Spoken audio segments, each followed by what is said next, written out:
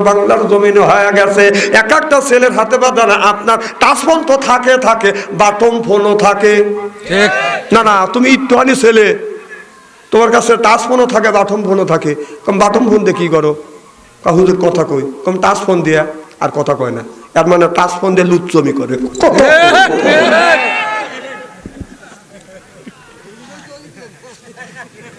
না না তাছাড়া বাটন ফোন দিয়ে কথা বলে টাচ ফোন তো কি করে শোনেন এই জন্য আমি চ্যালেঞ্জ করে বলতে পারি যাদের কাছে টাচ ফোন আছে ওরা যে অর্ধ উলঙ্গ অশ্লীল ছবিগুলি দেখেন আমি আর বিশ্বাস করি ঠিক ঠিক আপনারা কি করেন হাইরি মানুষ চালাক রে তো চিনি না আমি ও যে কথা কয়ে আছে আমি মাহফিলের মধ্যে ঢুকবো না বাউন্ডারে বাইরে থাকবো না খালি মিস কল দিস তোর সাথে দেখা করবো তোকে আমি চিনি না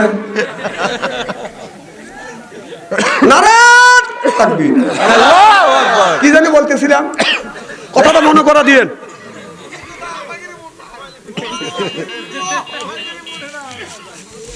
না না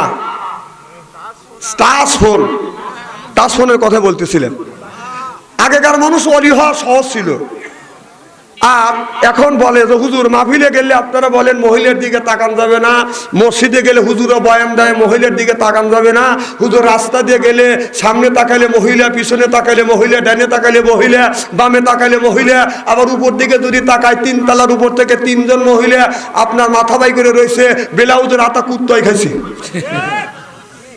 হুজুর তাকাবো কোথায় আমি বললাম তাকানোর যদি টাকা না পাও আল্লাহ নিজে বলছে কুল্লিল মুমিনিন ইয়াহুদ্দু মিন আবসারিহিম তোমরা নিচের দিকে তাকাও বদমাইশের জায়গা পাও না তাই না তাকানোর জায়গা পাও না এর মানে লুচ্চমি তোমার বাপ এখানে বুঝি না আবার আমাদের দেশে কিছু কিছু হুজুর আছে একটা লোক দাঁড়া থেকে পেশাব করতেছে দমক দিলে কাপড় চোপড় নষ্ট হবে উনি তার দমক দিবে না রুমাল মুড়ি দেখে আস্তাক ফেরুল্লাহ মুসলমানের বাচ্চা কোনোদিন আপনার দাঁড়া থেকে বিশ্বাস করতে পারে আমার কথা হলো যে মুসলমানের বাচ্চা তারা থেকে বিশ্বাস করতে পারে না তুই একজন হুজুর হয়া তুই ধমক দিতে পারলি না এই হাদিস ফাদিস কোনে রে এই জানোয়ার আস্তাক ফেরুল্লাহ পাইছাও সহজ পাইছাও না আস্তাক ফেরুল্লাহ নাউজুবিল্লাহ তোর দাঁত ফাটা ফলাবো বাবাতে দাদু পাইছাও আস্তাক ফেরুল্লাহ নাউজুবিল্লাহ পাইছাও ওরা তোর প্রতিবাদ করা লাগবে উনি আস্তাক ফেরুল্লাহ ও টাকা পয়সা লাগে না তাই না কথা বল না কে এইরকম হুজুর আছে না নাই ওনে তোর জিয়াদ করা লাগবে ওরা জিয়াদ ফরজ উনি আস্তাক ফেরুল্লাহ বলছে রোমাল আমার সামনে বলে রোমাল টান দিয়েছি তো আস্তাক ফেরুল্লাহ পড়া সই করে দেবো ঠিক কিনা বলুন ও অন্যায় করবে তারা থেকে পেশাব করবে ও দমক দিলি তো দৌড়াবে তুই পেশাব তুই কথা কর না কে আর উনি কি পাইছে রোমাল পাইছে বাবাতি রোমাল পাইছে মুড়ি দিয়ে আস্তাক তোর সোপার দাঁত খুলে ফেলা দেবো আর তোদের কারণে দেশের এই অবস্থা কথা কর না কে ভাই রাগ করতেছে অসত্য কথা আমি বলি না কোরআন হাদিস বর্তমান প্রেক্ষাপট মিলে কথা বলি আমাদের দেশের মুনাফিক আছে ইসলামের পক্ষে যাওয়া বাদ দিয়ে নিজে আর এক দলে চলে গেছে যা এ মুনাফিক কি আরে মুনাফিক কি মক্কা মদিনে যা দেখা লাগবে বাংলাদেশে মুনাফিক আছে কথা বল না কে সে আমাদের মতো বক্তি দিয়ে দেয় ওয়াজ করে টুপি আছে দাড়ি আছে আরে আবু জেহেলেরও দাড়ি ছিল মুনাফিকেরও দাড়ি ছিল আব্দুল্লাহ বিন উবাইয়ের দাড়ি ওর চেয়েও বড় কথা বল না কে এগুলো মুনাফিক ওই দেখেন বড় বড় চোখ করে তাকাইছে গেল করে রে আল্লাহ খুব কি খারাপ লাগতেছে নাকি আচ্ছা আপনারা যে বসে রয়েছেন শরীরে গরম এসে গেছে না আর ওই যে তোরা যে মাঠ দিয়ে ঘুরতেছিস এক হাত পকেটের মধ্যে দেওয়া লাগতেছে আর এক হাত দিয়ে ফোন টিপতেছিস দেখা হয়ে যাচ্ছে যা মার হবার তো জোর কর আল কোরআনের আলো আল হাদিসের আলো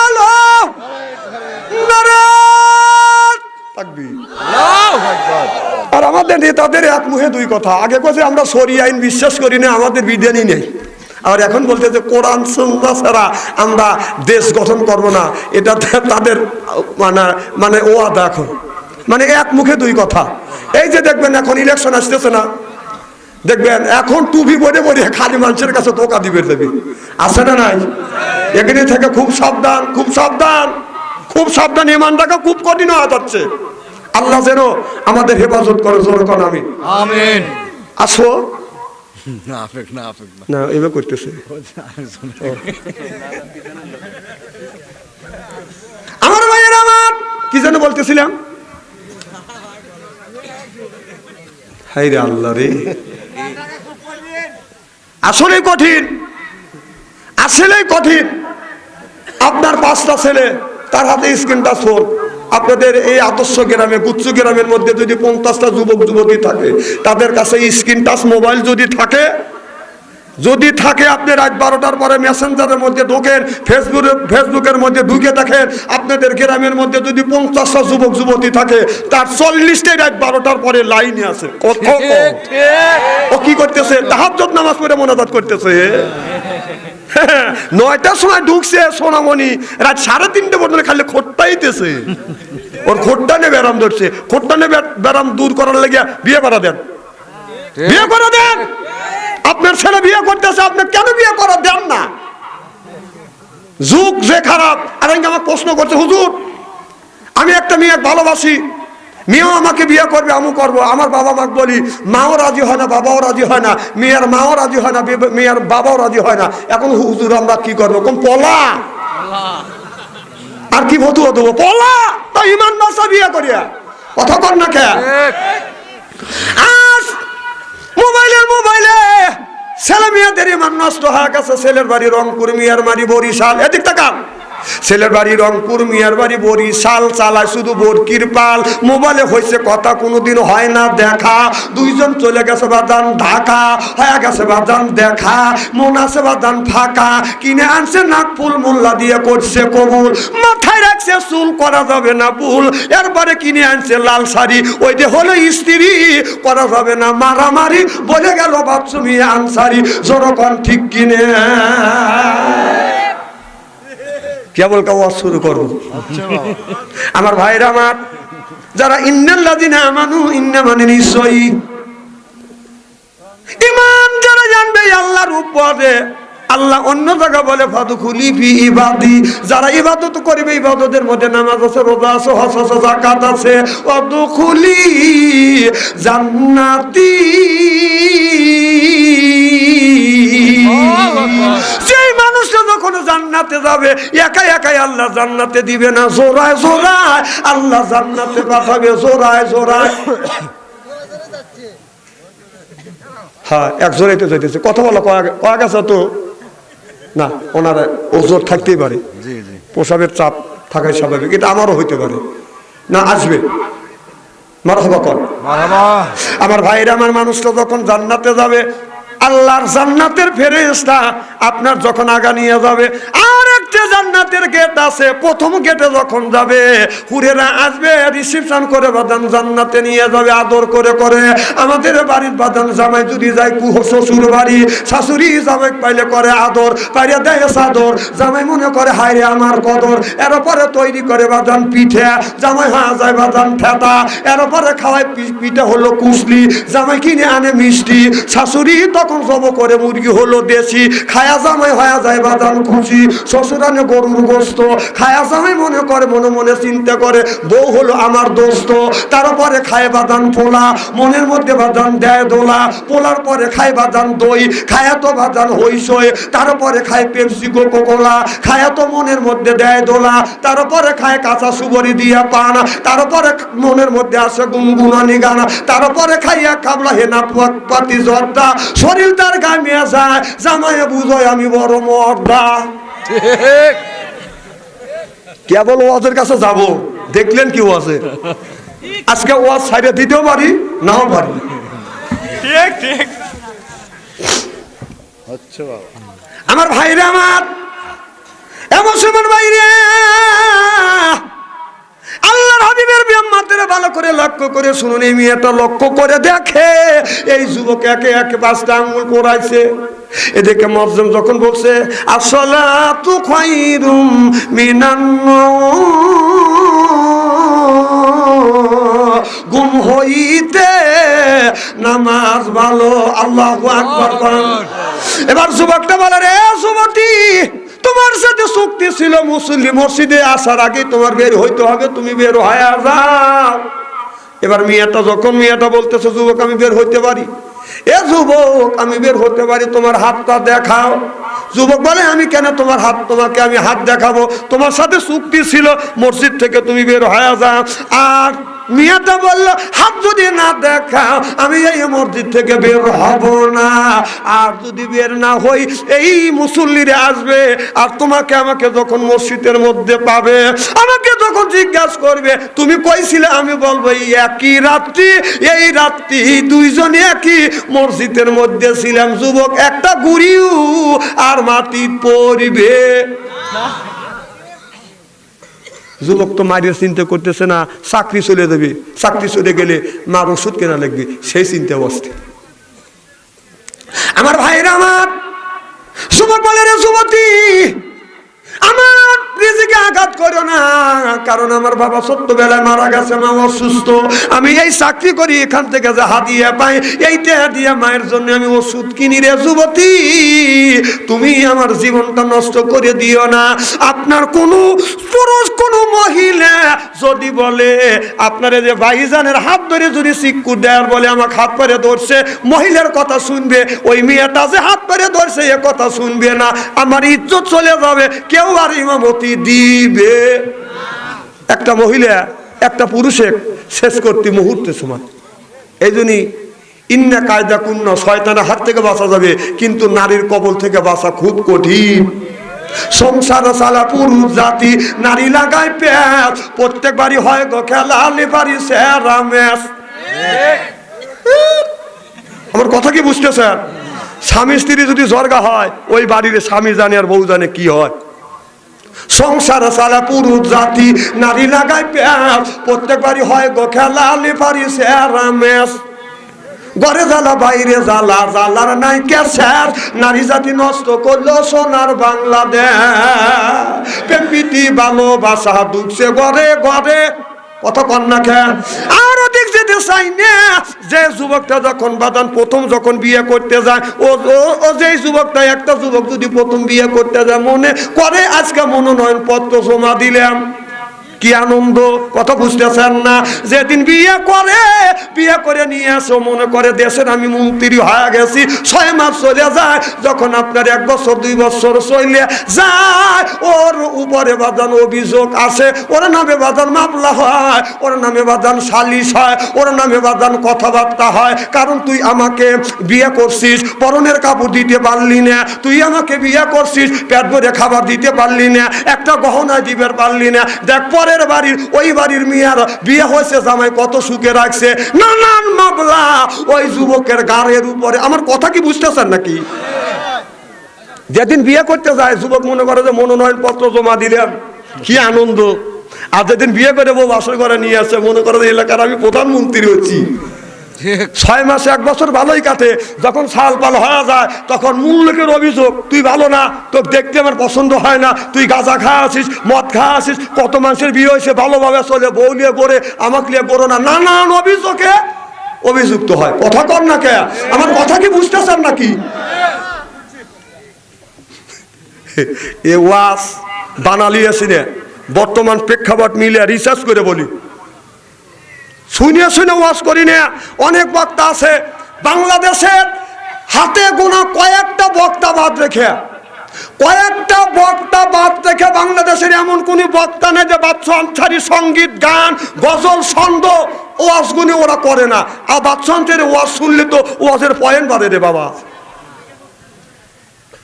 আমি কারো তো শুনে বলি না, আমার ওয়াজ আলাদা ওয়াজ। আমি কোরআন হাদিস পড়ি, রিসার্চ করি, গবেষণা করি, এরপরে আপনাদের বুঝানোর চেষ্টা করি, বাঁচানোর চেষ্টা করি। মানলে আমার কথা, মানলে তাল গাছ, না মানলে নারকেল গাছ না।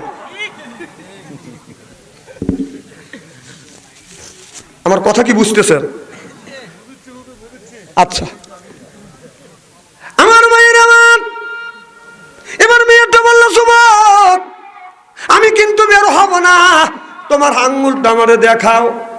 যুবকটা তখন আঙ্গুল দেখালেন, দায় থেকে গেলেন, নইলে বলে দিবে। এবার মেয়েটা যখন যুবকটা আঙ্গুলটা দেখালেন, এবার মিয়াটা হাত এরকম করে কবজি করে ধরলেন। এবার যুবকটা বললেন, তুমি যুবতী মহিলা আর আমি যুবক মানুষ, তুমি কেন আমার হাত ধরলে? আস্তাগফিরুল্লাহ আস্তাগফিরুল্লাহ। হাত ছাড়িয়ে দাও। জোর করে হাতটা সরাইলেন, ডেকে বলে, যুবক কেন তুমি হাত পরাইলে? এবার যুবক বলে, এইটা তো তোমার সাথে চুক্তি নেই, তুমি বলেছো হাত দেখাও, তুমি চলে যাবে, আমি হাত দেখাচ্ছি, তুমি চলে যাও। এবার যুবতী বলে, তুমি যদি কোন কারণে হাত পরাইছো যদি না বলো, এই যে মসজিদের মধ্যে ঢুকলাম, আমি মেম্বারের উপরে বসবো। দেখছেন কি ঠেটা, বিপদ বাড়তেছে না কমতেছে? এদের মুরব্বীরা কাস্তে কাস্তে আসতেছে। যুবক বলতেছে যে কাশি দিয়ে আসতেছে, দেখলি তো যাবেনি, তুমি তাড়াতাড়ি যাও, তোমার পায়ে ধরি। পায়ে ধরলে চলবে না, তুই হাত আঙুল পরাইলে কেন? সেই কথা বল। এবার যুবক বলে, যুবতী তুমি যখন মসজিদের উত্তর পাশে আর আমি মসজিদের দক্ষিণ পাশে আল্লাহর ইবাদত করতেছি, তুমি বসে আছো, আমি বসে বসে ইবাদত করতেছি, শয়তান কিন্তু বসে নাই।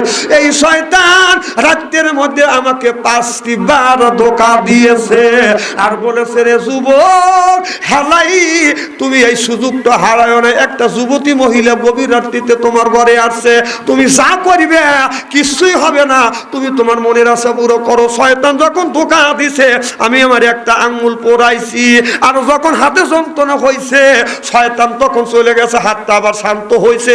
আবার শয়তান এসে বলছে, তোর হাতটা শান্ত হয়েছে, এখন তুমি ওই মেয়েটার কাছে যাও, তুমি প্রেম নিবেদন করো, তুমি তোমার মনের আশা পুরো করো। আবার আমি আঙ্গুল পরাইছি। যুবতী এই রাতের ভিতরে শয়তান একবার নয়, 2 বার নয়, আমারে 5টি বার ধোঁকা দেওয়ার জন্য আসছে। এই জন্য 5টি বার আমি হাতের আঙ্গুলটা পরাইছি। এবার আমি এটা এই কথা শুনিয়ে বদাম দৌড় চলে গেলে, এবার বাড়িতে যাইয়া হাউমাউ করে কাঁদতেছে। ওই মেয়েটার ভাই বলে, কি হয়েছে? কয়, আমার সারে সর্বনাশ হয়েছে। বাবা বলে, কি হয়েছে? কয়, আমার সারে সর্বনাশ হয়েছে। ওই এলাকার বাদান প্রভাবশালী। কি হয়েছে? রাতের বেলা তুমি কইছিলে, কয় অমুক মসজিদে ইমামের সাথে মসজিদের মধ্যে আমি রাত কাটাইছি। এবার মিয়ার বাবা রেগে গেছে, ভাই রেগে গেছে, এলাকার সব মানুষ আসিয়া ওই মসজিদে যা বলতেছে, আপনাদের ইমাম কই? কয়, ওই যে ইমাম, অমনি ডাকি আনছে। আনারা সাথে সাথে এই মিয়ার ইমামটাকে এমন মারা মারছে, আর মনে হয় ইমাম সাহেব একটু পরে দুনিয়ার থেকে বিদায় হবে। মেয়েটা পিছনে পিছনে বাদান দৌড়া আসে, দেখে ইমামেকে মারার কাম শেষ। মেয়েটা এসে বলে, এই ছেলেটাকে মারলো কে? ভাই বলে, আমি মারছি। বাবা বলে, আমি মারছি। এলাকার মানুষ বলে, আমরা মারছি। কয়, কি হয়েছে? তোমাকে নিয়ে একটা রাত এই জায়গা ছিল, আরে আমাদের মসজিদ ঘর নষ্ট করছে, তোমার ইজ্জত নষ্ট করছে। কয়, আমি তো বলিনি আমার ইজ্জত নষ্ট করছে, আমি কোন কথা বলছি না শুনে সেই ছেলেটাকে কেন মারলে? এই গ্রামের মধ্যে ইরাকের মধ্যে দাঙ্গা কইছে, কারপুজারি করছে, আমি বাড়িতে যাইতে পারলাম না, মসজিদে যাইয়া ইমামের কাছে আশ্রয় নিছে। ইমাম সাহেব, আপনার মসজিদের দক্ষিণ পাশে, আমি ছিলাম উত্তর পাশে। এই যুবকটা আমাকে কিছুই করে না।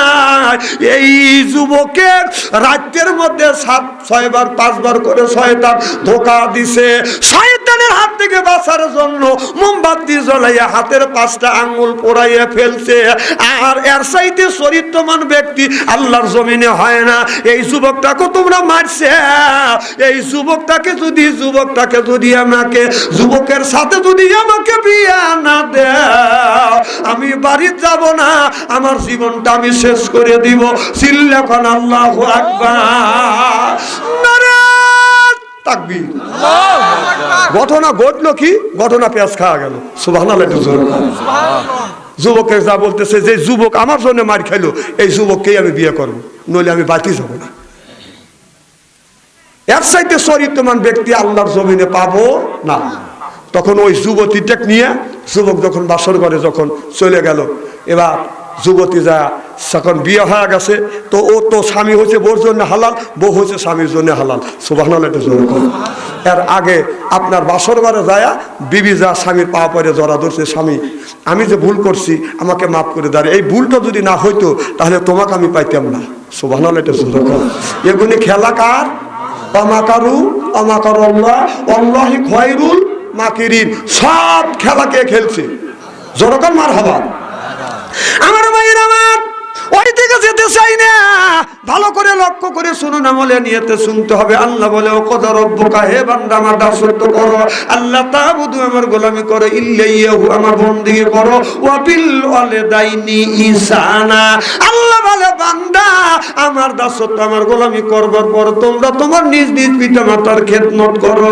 এখন মা হইছে বুড়ি, গার যাইতে আমার বুড়ি, বাবা হলো বুড়ো, পিঠের উপর দৌড়ে দৌড়ে বুড়ো, শ্বশুর হলো আব্বা জান, শাশুড়ি হচ্ছে আম্মা জান, বিয়ে করছে বিয়েরা জান, ওরাই সব জানের জান, পরাণের পরাণ, যেরকম ঠিক কিনে।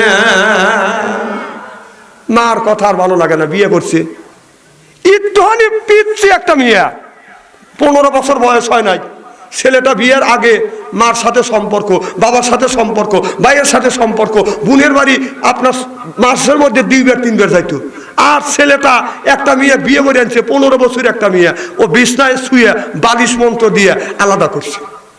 হ্যাঁ, একটুখানি পিচ্ছি একজন মেয়ে, তুই কোন জ্ঞানে কোন বিবেকে এই ছেলেটাকে মায়ের হাত থেকে ছিন্ন করলে, বাবার হাত থেকে ভিন্ন করলে, ভাই বোনের সাথে সম্পর্ক নষ্ট করে দিলে, একটা পিচ্ছি মেয়ে পাম দিয়ে। কথা কয় না রে।